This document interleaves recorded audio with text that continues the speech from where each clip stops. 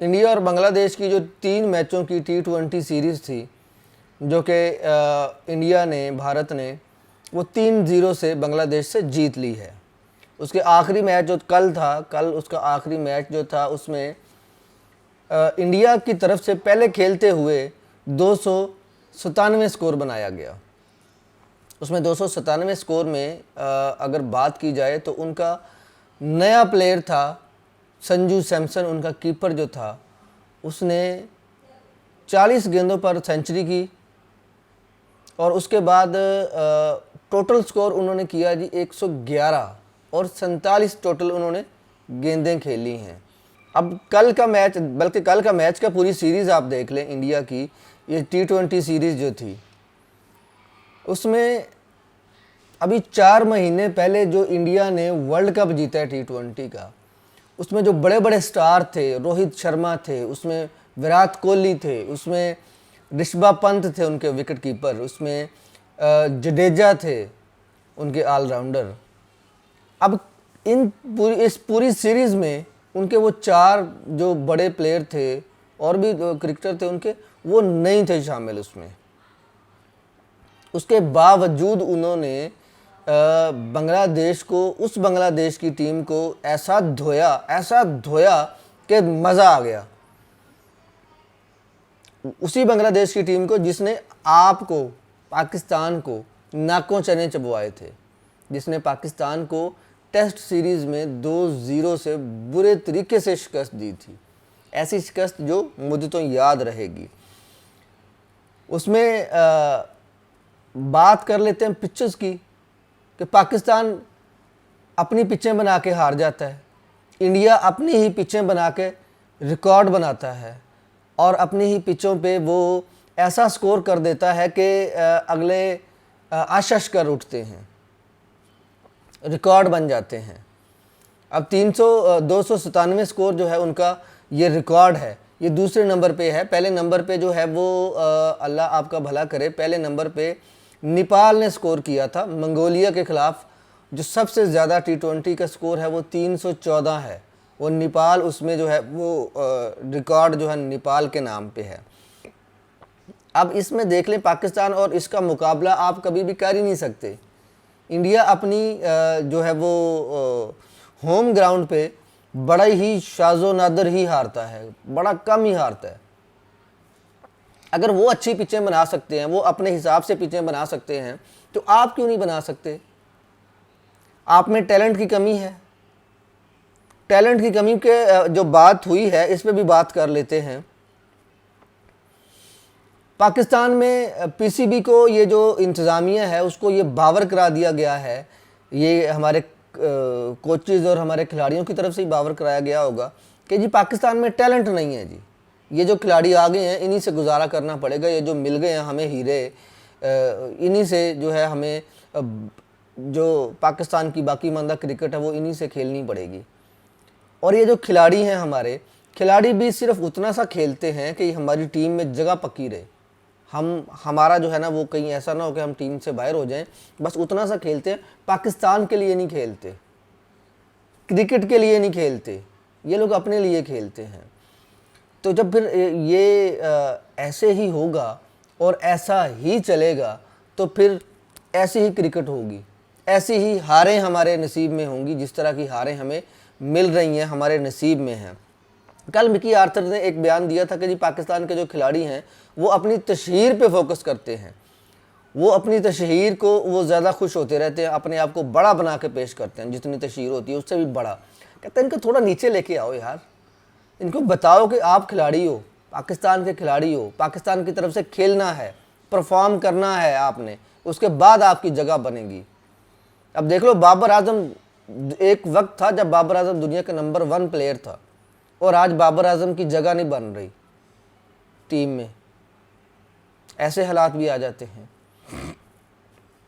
तो ये हालात बाकी जो लोग हैं जो टीम में, उनके ऊपर भी आ सकते हैं। हमारे जो कप्तान हैं शान मसूद, अब ये बातें इस तरह की हो रही हैं, ये जो आप कह लो कि क्रिकेट एनालिस्ट हैं, क्रिकेट के जो साबिका खिलाड़ी हैं, वो ये कह रहे हैं कि जी पाकिस्तान क्रिकेट बोर्ड ने अगर तो ये पाकिस्तान में सीरीज़ ना हो रही होती, ये जो बुरे तरीके से हमने इंग्लैंड से मैच हारा है, तो इन्होंने शान मसूद को कप्तानी से अभी हटा देना था। इतने गुस्से में है पीसीबी इनके ऊपर, शान मसूद के ऊपर, कि इनको अभी हटा देना था। लेकिन अब उन्होंने ये कहा है कि जी क्योंकि ये पाकिस्तान में सीरीज़ हो रही है, इस वजह से जो है ना वो इनको हम अभी नहीं हटा रहे, इनको हम जो अगली सीरीज़ आएगी जो साउथ अफ्रीका के साथ हमारी सीरीज़ है उसमें ये कप्तान नहीं होंगे, बस अभी ये 2 मैच जो है ना इनको खिलाने हैं, तो उसके बाद जो है इनको कप्तानी से भी हटा दिया जाएगा। उसके बाद ये जो बात की थी मिकी आर्थर ने, मिकी आर्थर की बात के ऊपर ही उनकी ट्वीट को रीट्वीट किया है केविन पीटरसन ने। केविन पीटरसन ने ये कहा है कि जी पाकिस्तान के जो खिलाड़ी हैं ये किसी सिस्टम के तहत नहीं चलते। बात उन्होंने वही की है जो मिकी आर्थर ने की थी, लेकिन उनके अल्फाज डिफरेंट हैं। उन्होंने कहा है कि जी ये हम जब पीएसएल खेलते थे पाकिस्तान में तो ये खिलाड़ी ट्रेनिंग ही नहीं करते थे, ये खिलाड़ी सिर्फ जज्बात दिखाते हैं अपने, हार और जीत के जज्बात, और इनमें थोड़े थोड़े जो एक दूसरे से जो इनके लड़ाई झगड़ा होता है हल्का फुल्का, जो ग्राउंड की बातें ग्राउंड में नहीं रहने देते ये लोग। ग्राउंड की बातें अपनी नॉर्मल लाइफ में भी लेके आ जाते हैं। ग्राउंड की बातें ग्राउंड में रहने दें और अपनी नॉर्मल लाइफ की जो है, खिलाड़ी मैदान में खिलाड़ी होता है, बाहर वो एक आम इंसान होता है, लेकिन ये मैदान में आम इंसान होते हैं और बाहर ये खिलाड़ी वो बन जाते हैं।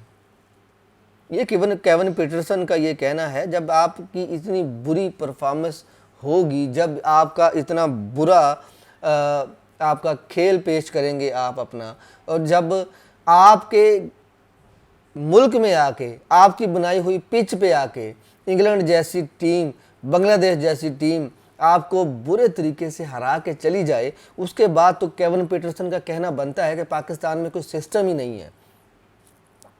और वो बिल्कुल ठीक कह रहे हैं। ये जो सिस्टम है पाकिस्तान की क्रिकेट बोर्ड में, ये सिस्टम कौन सा कोई टैलेंट की बेस पे आया है, ये कौन सा कोई right man from right job के हिसाब से आया है, ये तो खुद उसी सिफारिश की पैदावार है। जब ये सिफारिश की पैदावार ही आपको भर्ती करेगी, आपको सिलेक्ट करेगी, तो सिफारिश की पैदावार कोई अच्छा, कोई टैलेंटेड बंदा तो टीम में हीरा तो चुन के नहीं ढूंढ के ला सकती, वो भी अपने जैसे सिफारशी लोगों को ही लेके आएंगे।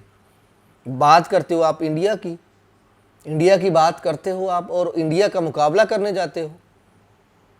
इंडिया के पास एट अ टाइम 3 टीमें हैं, वो 3 मुल्कों में एक ही वक्त में अपनी 3 क्रिकेट की टीमें भेज सकते हैं। वो अपने 3 क्रिकेट की टीमें भेजकर जीत भी सकते हैं। ये कल साबित कर दिया उन्होंने, इंडिया ने। तो इंडिया की टीम, इंडिया की क्रिकेट, इंडिया की जितनी भी स्पोर्ट्स है वो एक सिस्टम के तहत चलती है, और पाकिस्तान में सिस्टम नाम की कोई चीज़ ही नहीं है। पाकिस्तान में तो हमारा बोर्ड ही जो है वो उस पर सिस्टम के तहत नहीं चलता। हमारे बोर्ड के जो कर्ता धर्ता हैं वही सिस्टम के तहत नहीं है। तो सिस्टम अपनी टीम में क्या लेके आएंगे ये लोग, खुद सिफारशी हैं ये जो अहमद शहजाद ने आपको ताना दिया है हुब्बुल वतनी का, आपको उन्होंने कहा कि जी जाके लगान फिल्म देखो इंडिया की, कम से कम थोड़ी बहुत आप में हुब्बुल वतनी आए, वतन से मोहब्बत आप में आए, और आप कोई थोड़ा अच्छा खेल दिखा सको। अगर आप अच्छा खेल पेश करते तो अहमद शहजाद की ये कहने की जरूरत होती कि जाके लगान देखो। उसमें जो एक कचरा नामी वो जो एक बंदा होता है जो खेलता है, उसकी तस्वीर दी है आपको कि आप कचरा भी नहीं हो, अहमद शहजाद ने। लेकिन अहमद शहजाद मुझे कहीं ना कहीं यहाँ पर ठीक लगे हैं कि आपको जब आप में हुब्बुल वतनी ही नहीं होगी तो आप क्या खेल पेश करेंगे। फिर आप ऐसे ही खेल पेश करेंगे जिस तरह का खेल आपने ये पेश कर दिया है।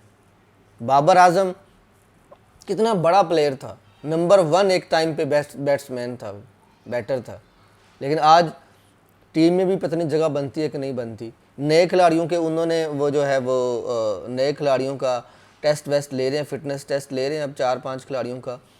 मुझे उम्मीद है कोई खबरें भी आ रही हैं इसी तरह की कि नए खिलाड़ियों में से कोई 2-3 खिलाड़ी जो है वो रिप्लेस किए जाएंगे, नए खिलाड़ी आएंगे। 2 स्पिनर के साथ हम दूसरा टेस्ट मैच खेलने के लिए जाएंगे इनके साथ, इंग्लैंड के साथ। 2 स्पिनर खिलाएंगे हम और एक कोई 2 बैटर चेंज करेंगे, क्योंकि जो हमारा पहला जो स्पिनर है इब्रार अहमद, वो अभी तक वो हॉस्पिटलाइज हैं, उनकी तबीयत ठीक नहीं है, उनका बुखार अभी तक उतर नहीं रहा, तो उनकी जगह पे जो है वो एक स्पिनर होगा और एक और जो मेन हमारा बॉलर होगा उसको ड्रॉप किया जाएगा। अब मेन बॉलर को ड्रॉप जो है वो लगता तो यही है कि शाहीन शाह अफरीदी को ड्रॉप किया जाएगा और उनकी जगह पे जो है वो नया टैलेंट जो है चैम्पियंस वनडे कप में जो लोग आए हैं उनमें से किसी को लेके आया जाएगा। Thank you very much.